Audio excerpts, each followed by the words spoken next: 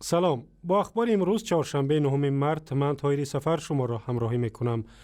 گزارشگر ویژه سازمان ملل متحد در امور آزادی بیان در یک نشست خبری در دوشنبه از افزایش فشار بر خبرنگاران و مطبوعات در تاجیکستان ابراز نگرانی کرد. دیوید کای روز 9 مارس در نشست خبری در دوشنبه گفت فشار حکومت به احزاب سیاسی، رسانه‌ها و دیگر اندیشان زیاد شده است که این کار مخالف با عهدهای بین المللی تاجیکستان است.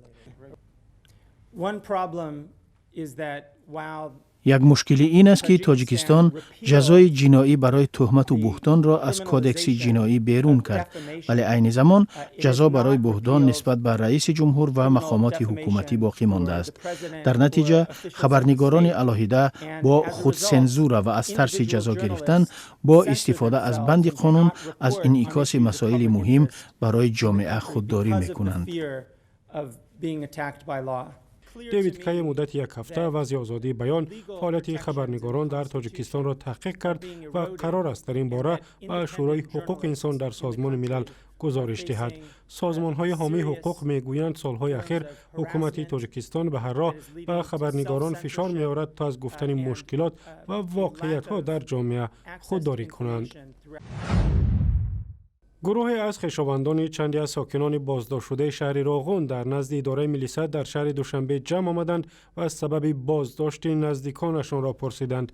این ساکنان روستای قلعه نو میگویند حدود 25 نفر را روز 8 مارس دستگیر کردند و خانه‌هایشان را جستجو کردند.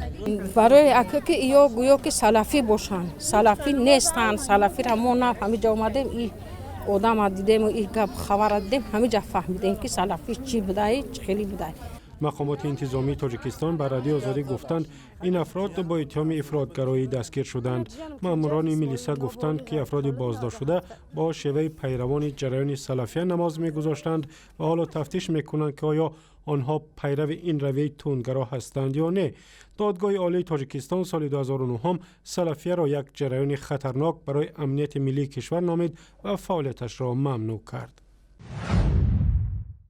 پارلمان تاجیکستان روز 9 مارس جزا برای معاملات غیر قانونی با ارز خارجی را سخت‌تر کرد. از این بعد برای معامله غیر قانونی با دلار، یورو، روبل و هر ارز خارجی دیگر گناهکار احتمالی را می‌توانند با نظرداشت جنایتش از 2 تا به 12,000 سامانی جریمه کنند و یا او را از 4 تا به 9 سال به زندان محکوم کنند. بانک ملی تاجیکستان با هدف پیشگیری از کاهش قربی سامانی و راه ندادن به معاملات زیاد با ارز خارجی پیشنهاد کرد جزا برای معامله غیر قانونی با اسعار خارجی سخت‌تر کرده شود. عین زمان در تاجیکستان تمامی صرافی‌ها بسته هستند و تبدیل ارز خارجی با پول ملی تنها در بانک‌ها صورت می‌گیرد.